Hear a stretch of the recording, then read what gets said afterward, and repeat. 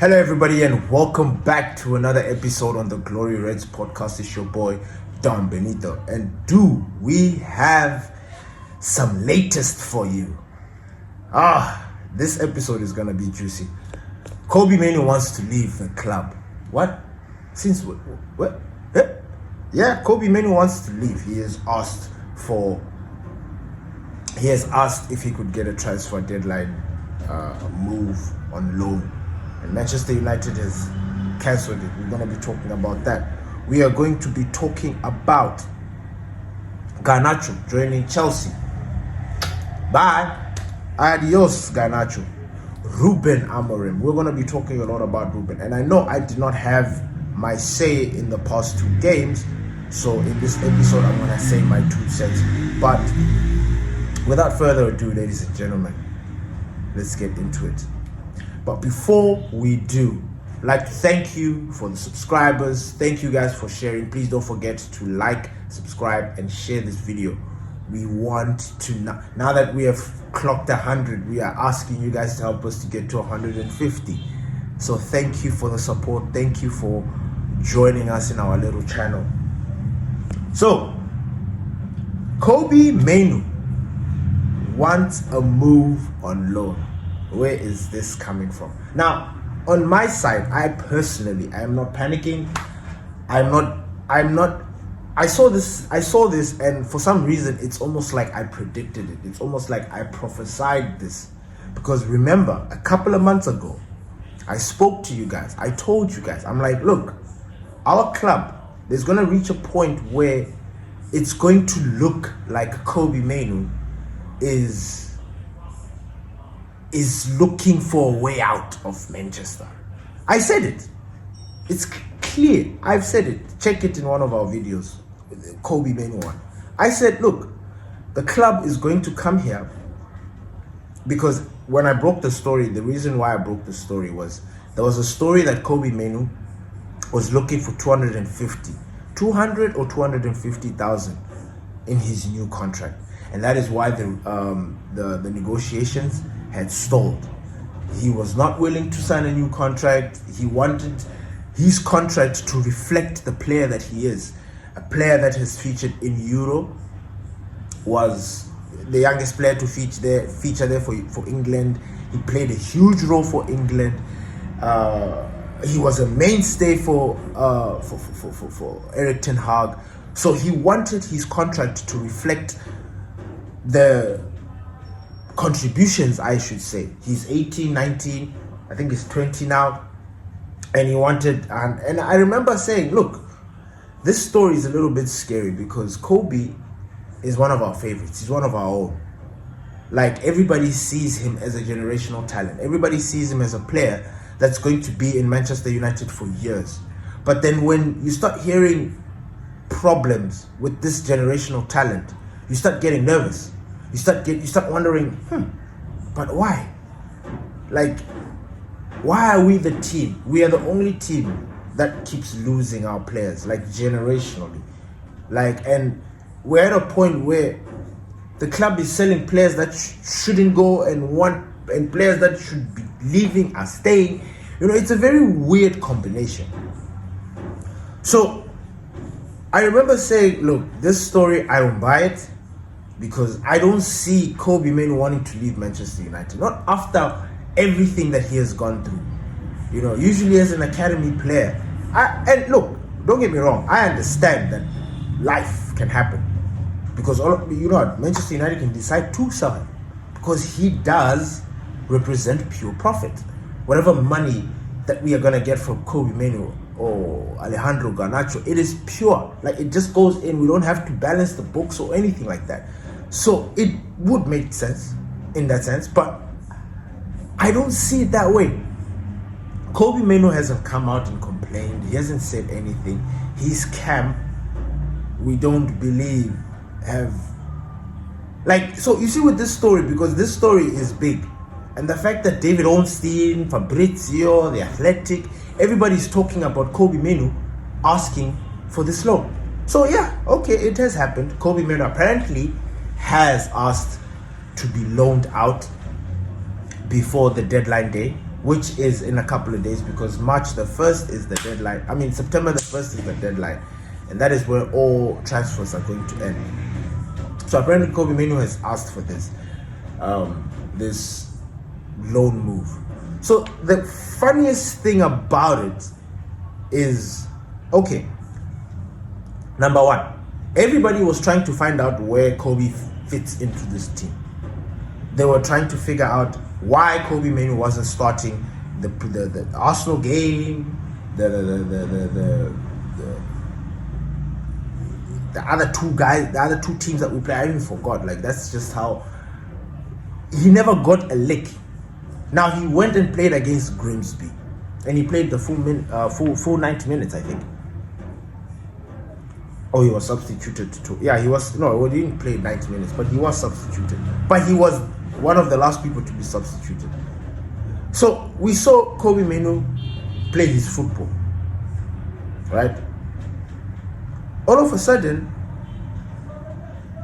the same player who has been quiet, because Kobbie Mainoo hasn't complained, Kobbie Mainoo has just been doing his thing. We've seen the relationship between the gaffer and Kobbie Mainoo. The gaffer actually loves Kobbie Mainoo. He thinks that this guy is somebody that can actually come, that can stay at Manchester United for years to come. He just wants Kobbie Mainoo to improve certain aspects of his game, which I agree to. I think pace is one thing. I don't know if you can improve pace. If you're slow, you're slow. If you're fast, you're fast. But there's just something about him, this moving box. I don't know, but the gaffer says it. Kobbie Mainoo doesn't box to box, guys. I'm sorry. But anyway, we're gonna go into Kobbie Mainoo's game, because I think people are not getting it. But I will get into that. So now Kobbie is sitting here asking to be loaned out while he played a full game, or he featured against Grimsby. Now, if we had won that game, I doubt we're going to be seeing Kobbie Mainoo is looking for a move out. And the reason why I'm saying that is because there is no how can I put it? So Kobbie Mainoo right now is silent. Kobbie Mainoo has not come out and said anything about leaving. I don't think his representative has said anything about that. We're only getting this from these journalists. And that's fair. Some of these journalists are very credible. Ornstein, Fabrizio, all these other guys, they are credible. Now they're reporting this story, which is definitely been given by them, by the club. Now, I personally do not think that Kobbie Mainoo is pushing for this, for the reason being, if he does this, then he's literally going to play into the theory of what we were expecting, or what we thought, which is he's not good enough, and he doesn't feel like he can make it there. Now, I liked the response from Manchester United, because I found it kind of strange. It almost felt like he was trying to run away, like it's a scapegoat. Like you play against Grimsby, a 4th, 5th tier team, you don't play well, then all of a sudden you're looking for a way out. That is the image that it is painting on Kobbie Mainoo, because it. Look, guys, we wanted to see what Kobbie Mainoo is all about. He gets the game, he plays like he plays. We don't win. You know, we lost. Like, Grimsby dominated us. The midfield of Kobbie Mainoo and Ugarte failed. Do you understand? It failed dismally. Now, I know people saw Kobbie Mainoo running with the ball. They saw Kobbie Mainoo cross one ball, like, you know, and they are looking at that and thinking, yes, and thinking that, yeah, that was it. Like, that Kobbie Mainoo played football. No. Now, I will admit that he was decent. He was all right. Like, he was meh. There was nothing special about Kobbie Mainoo's game against Grimsby. I'm sorry. He did not live up to the level that Ruben Amorim expects of him. Even Ugarte. I mean, this thing, it's because I'm talking about Kobbie Mainoo, and it might seem like I'm just jumping in on Kobbie Mainoo. But like I've been saying, guys, Kobbie Mainoo, ever since the Euros, his game has changed. Absolutely changed. When he came back from the Euros, then he picked up the injuries. That there's been a very up and down period for Kobbie Mainoo, and it has never been the same. That Kobbie Mainoo that played in the Euros, what happened to him? You cannot tell me that the player that played in the Euros and this Kobbie Mainoo are the same player. It's impossible. The game has changed. I've already told you guys that I've seen the change in his game. He's playing football like he's playing street ball. Like he's playing futsal. Like Kobbie Mainoo, it's like, first of all, for me, he's not as combative as he should be in that midfield. We are saying he's a box to box. We are saying he's a, what is he? Is he a number 10? What?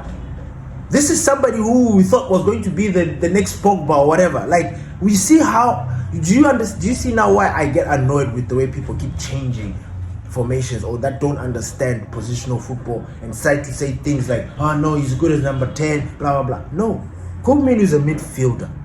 Now, for what we want at Manchester United, unfortunately, it is not working.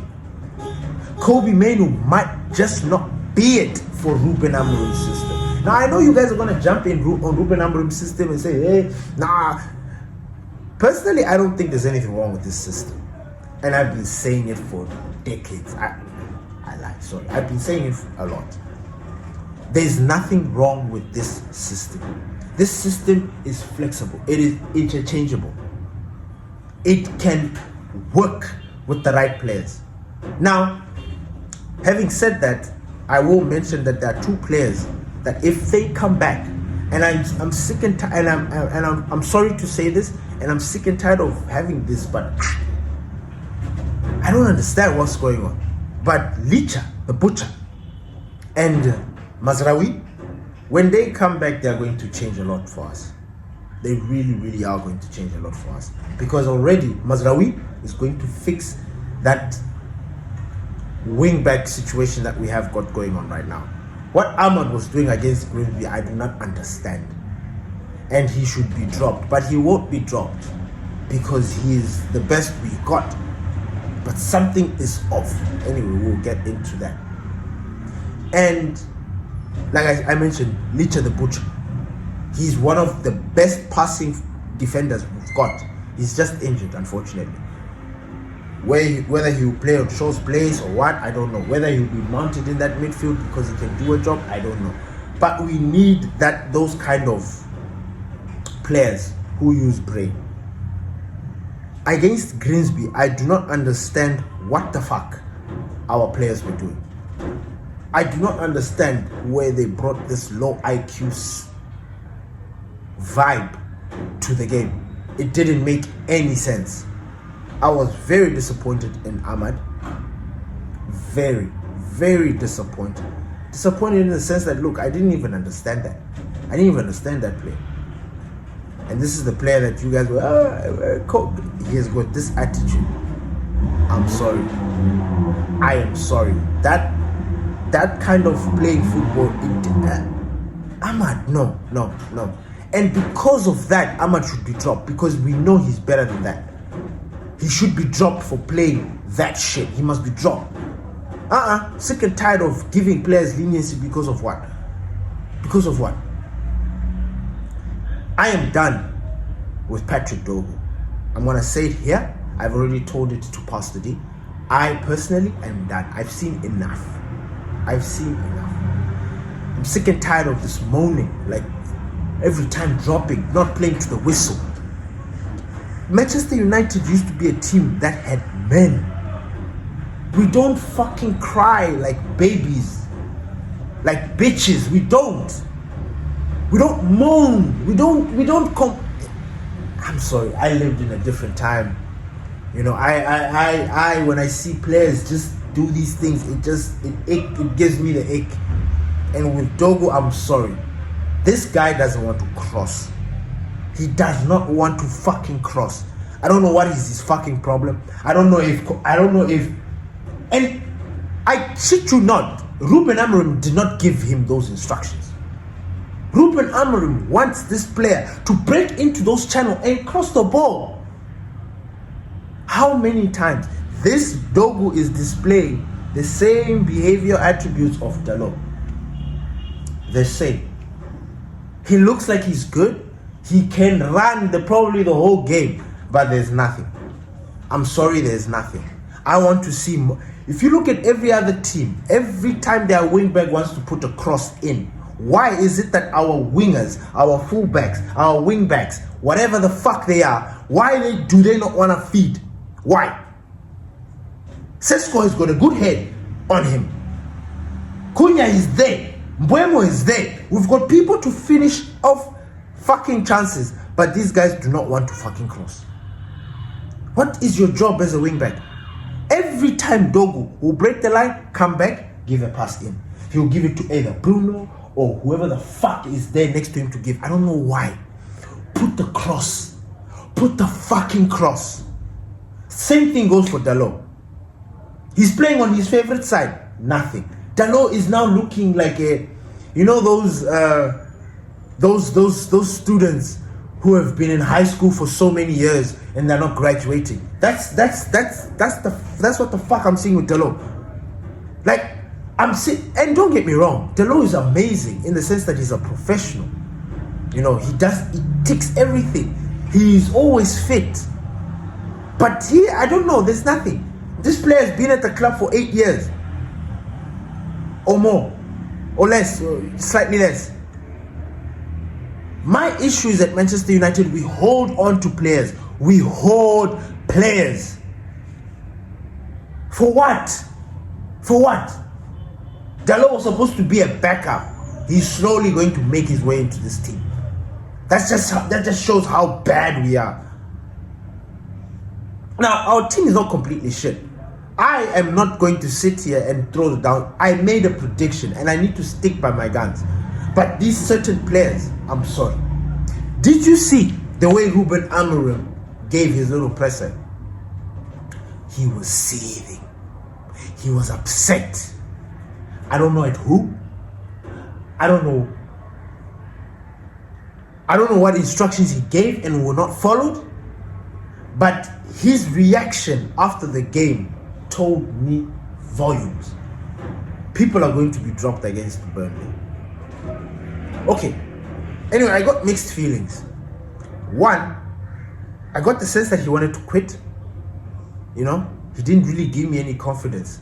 But when I looked at him, because you know, when somebody is angry, right, their emotions are all over the place. You can't really contain them. You look down. Sometimes you can get so angry that you want to cry. You can get so angry because you're hurt, because it's like your instructions are not being understood, or whatever it is that you're putting out there, people are not getting. This gaffer is speaking like a fan. And that's the thing that I love about him the most.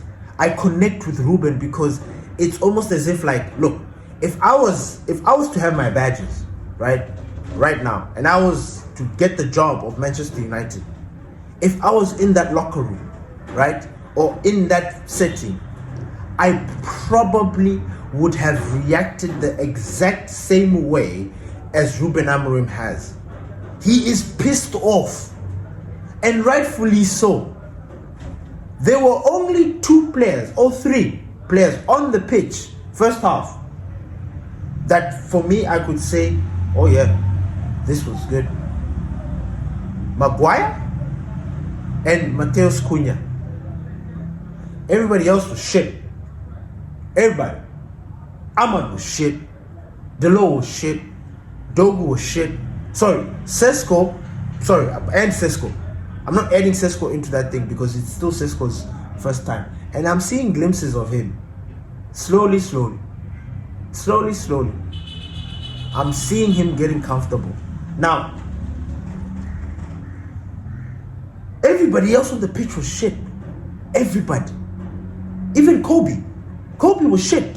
And I know Pastor D said that Kobbie Mainoo is so good. Nah. There is a reason why he is playing second fiddle to Bruno Fernandes. There's a reason why he didn't start against Arsenal. There is a fucking reason.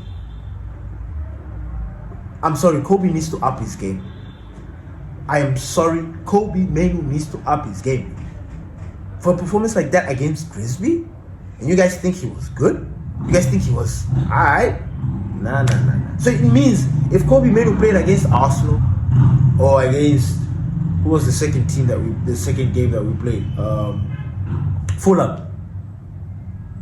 Like we would have been run through. I looked at the team that played against Arsenal and Fulham and this Grimsby team night and day. Yes, there are some players that are complementing, like there were senior players that were there. But I'm sorry, we need Bruno, we need Casemiro. We need them straight into the team. And I think we need to keep it like that until further notice. Because this other thing of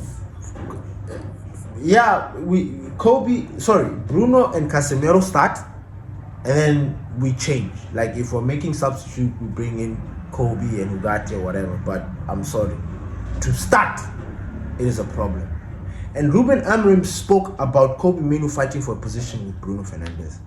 I'm sorry, that is a fight that Kobbie Mainoo is not going to win this season. I've already seen his football. I'm sorry, I'm quick to clock these things.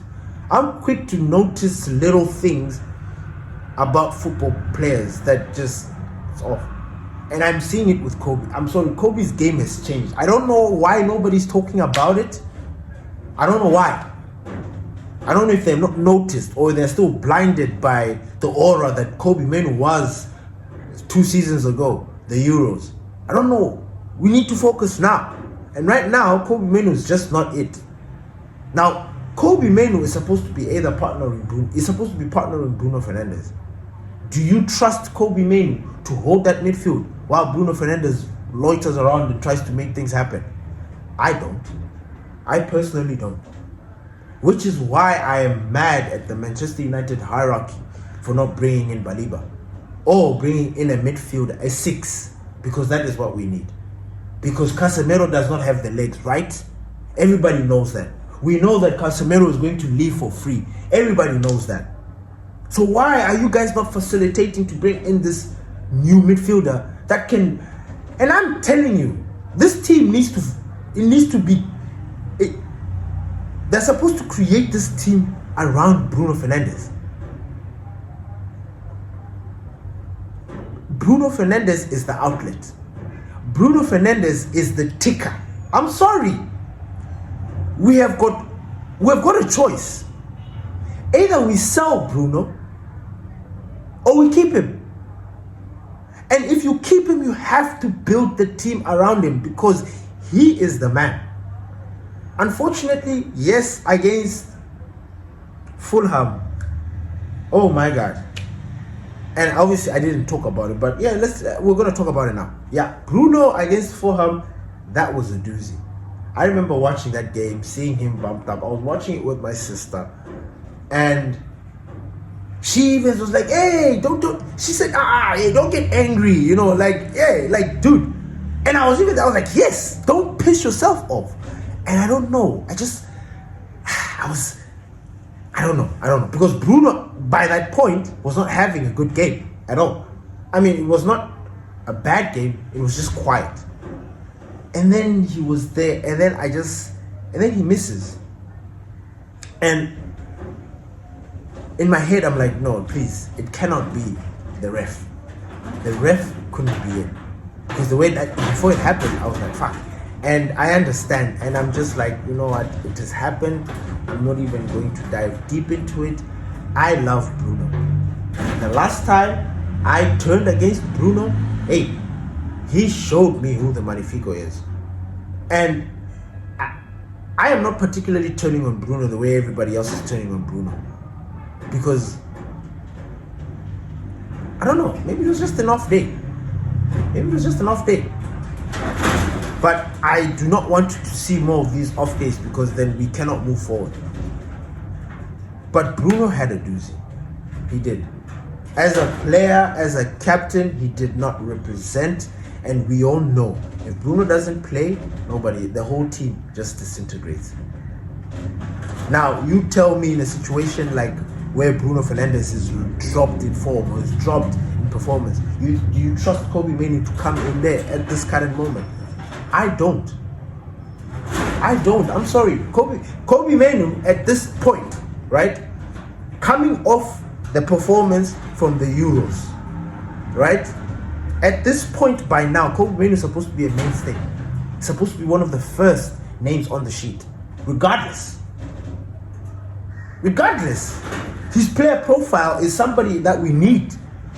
You know, we need a Kobbie Mainoo in our freaking midfield, but he's not there. Now, Kobbie Mainoo might be, I can guarantee you can go to Liverpool, Man City, even Arsenal, Tottenham, and he will thrive because the formation will change. Because then in that formation, if he's got 3 midfielders, he's good. He can skive or he can hide. For me, Kobbie Mainoo hides a lot. I need my midfielders to be both of them in there fighting for that ball.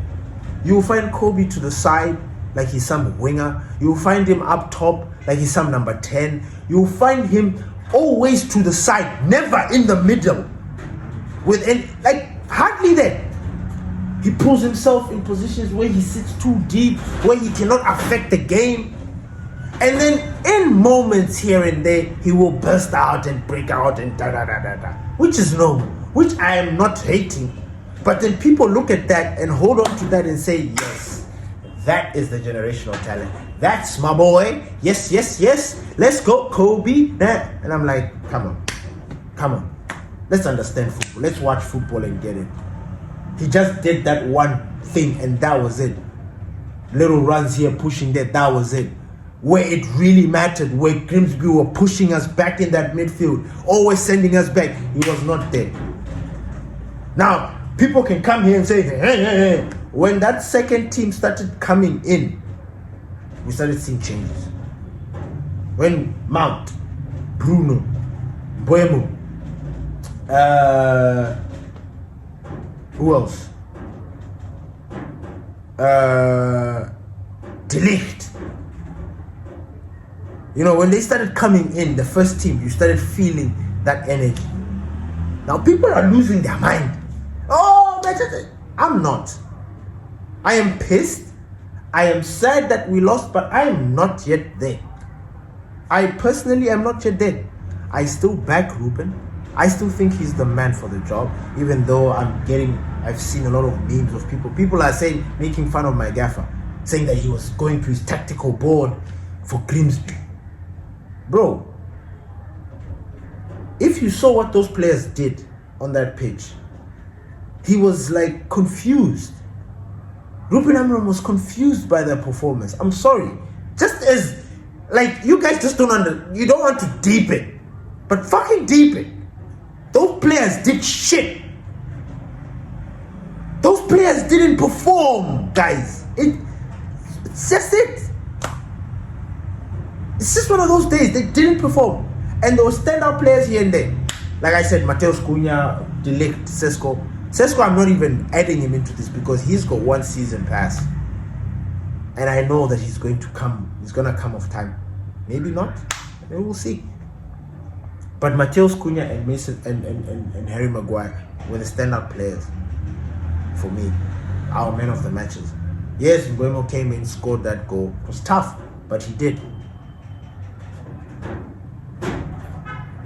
I'm sorry. I'm not panicking yet. But one thing for sure is that Ruben Amorim come next game against Burnley, he needs to win. He needs a win. There's no other way. A win or a draw. And I know I say a draw because we can't lose. You understand? So if we don't win, it's better we take a draw. So I just wanted you guys, for the record, just to know that that's my thinking. He has to win. But if we don't win the game, it's better to get a draw. It's better rather than lose. We shouldn't lose. Trust me, these early stages, we shouldn't lose. Whether we shouldn't lose. If we're going to get into a scrap fight, a dog fight, like it ended up being in the Grimsby when it started pouring, these guys were like, it was a proper dog fight. I loved it. Siding tackles, So if we ever get into that point where it is a dogfight, then perhaps. But nah, I'm still confident. Not confident. Yes, my confidence has been shot because of the results and the way the players have been playing. But I focus my energy on my gaffer. I look at my gaffer. My gaffer is the guy that kind of like gives me everything, the insights. I look at his body language. And that interview that he had, what I picked up from it is that he tried to give people an opportunity and they failed. He was like, did you see that performance? Like, do you think that was a good performance? If you think that was a good performance, fair. But like, and he was like, they showed me, he kept repeating this thing. He's like, they showed me how they really want to play. Like, almost like I'm gonna get you. Like, you guys thought you're taking a piss. You guys are forgetting who's the boss. I don't know, maybe I'm wrong. Because I kind of got this sense like he's angry. He's sad, he's hurt, but he's angry.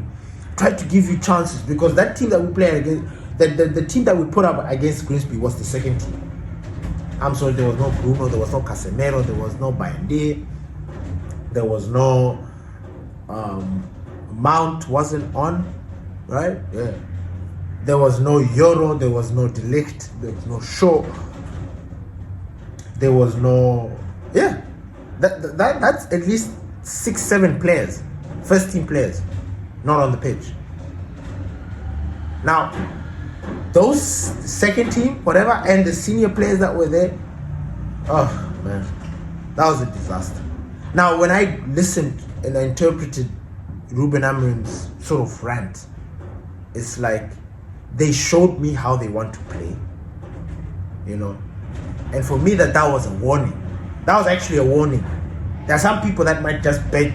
They're going to bench indefinitely, in perpetuity. I don't know. Like I got that as threats, like from the gaffer, threats to the players. Yeah. So I'm excited about that. I'm excited to see who's going to bench, and I know that whoever it is that he's going to drop or whatever is going to spark some sort of issue because I just have a feeling. But Onana, that was his audition to win his place back in the first team. Bye, he's lost it. Friedrichsen is still young. He's my player. He's my breakout player. He's my player that I think I want him to break out. I don't think he was particularly bad. He's just caught in very strange positions. Aiden Heaven, I'm worried. I am very worried about Aiden Heaven. Aiden Heaven, next time I'll explain why I'm worried. Dogu was shit, and I do not believe this guy is going to be better. There's a reason why he was playing for Lecce. There's a reason why no one was in for this player. There's a reason. I tried to see that spark or that thing that that makes him stand out. Nah, I've seen enough. I've even told Pastor Lee that I'm done.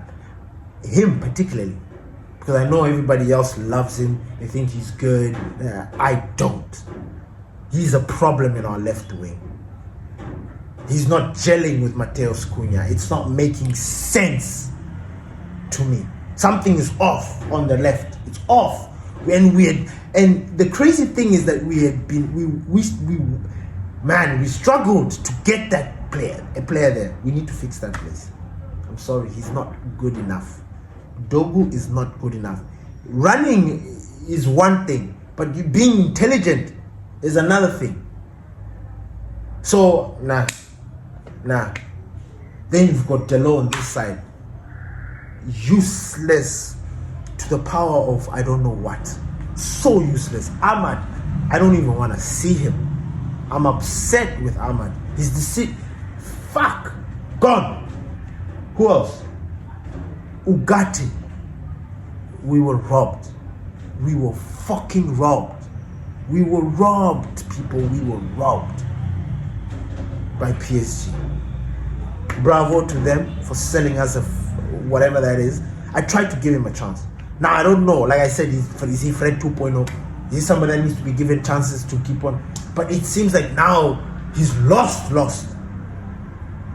I don't know if he needs to be paired with Casemiro so that maybe he can feel confident again. I don't know. He seems like he needs somebody to hold his hand. No. Kobbie Mainoo, I understand why the gaffer is dropping him. I've been telling you guys, I understand. I'm not too sad, I'm not too upset, I'm not too hurt that he's not playing.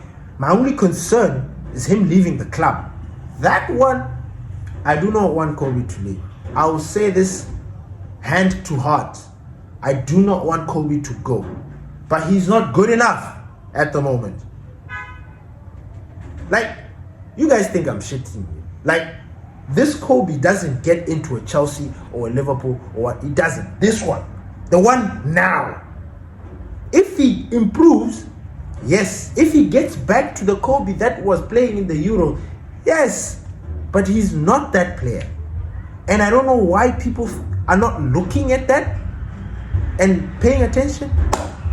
It beats me. Thank you everybody for listening to the Glory Rates podcast. I'm out. Peace.